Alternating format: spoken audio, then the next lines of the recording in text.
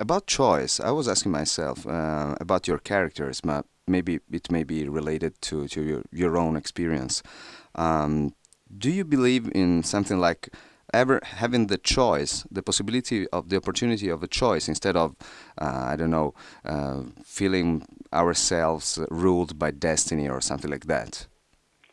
Well, I think there's a huge conflict today between, particularly in America, between those people who want certainty and those people who want liberty. And you can't, it's very hard to have both because order and certainty is often the enemy of freedom. So if you want to be free, you have to trust in the adventure and the theater of life itself. And it's it's like judo, you know.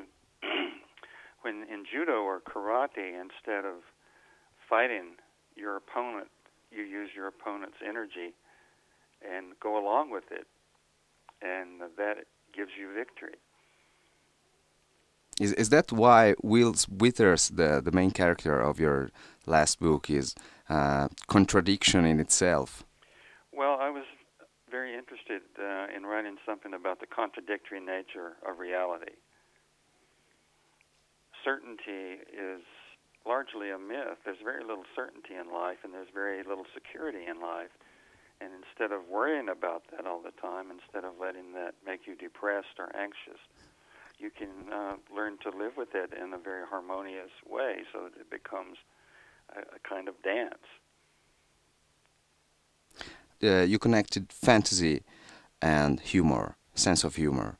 Do you think they are strictly related one to the other? Fantasy and humor? Yeah. No, not necessarily.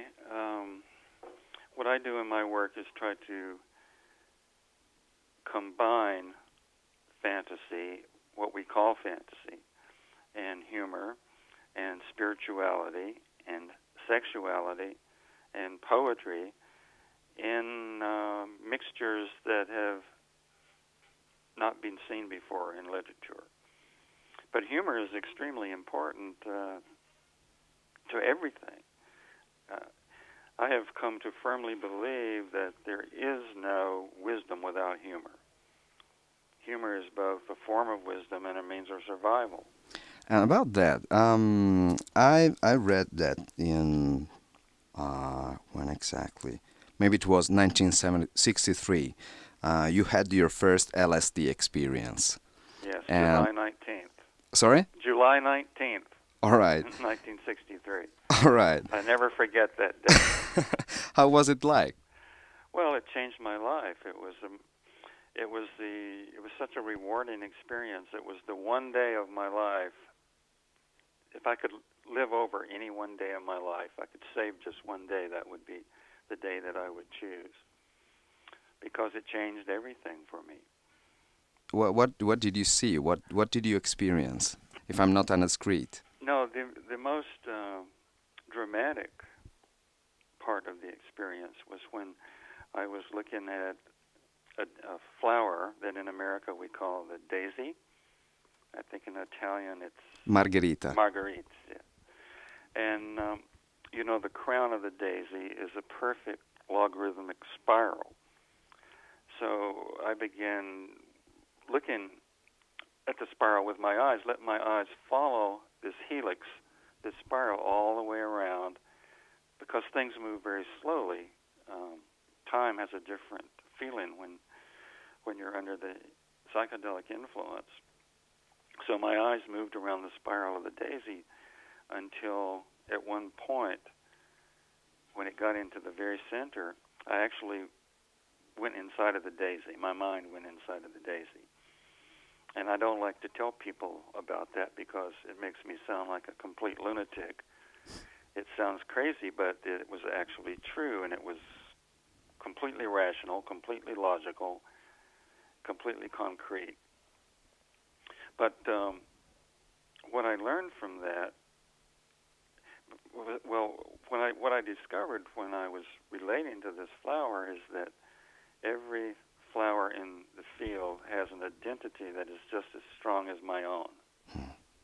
And when you accept something like that, when you really believe it and you see that it's true, then it can't help but change your life.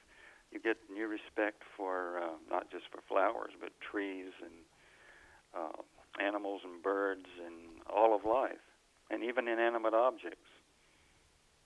Hmm.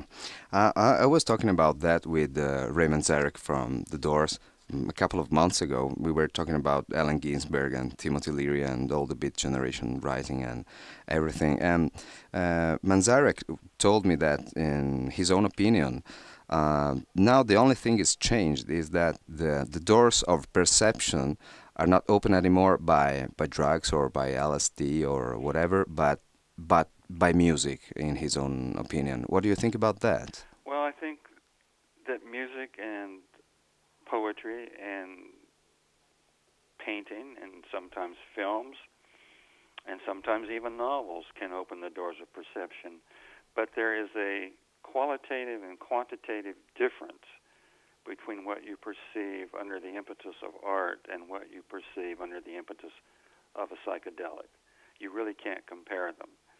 And the psychedelic experience is much more intense and much more dramatic and much more lasting than the artistic experience.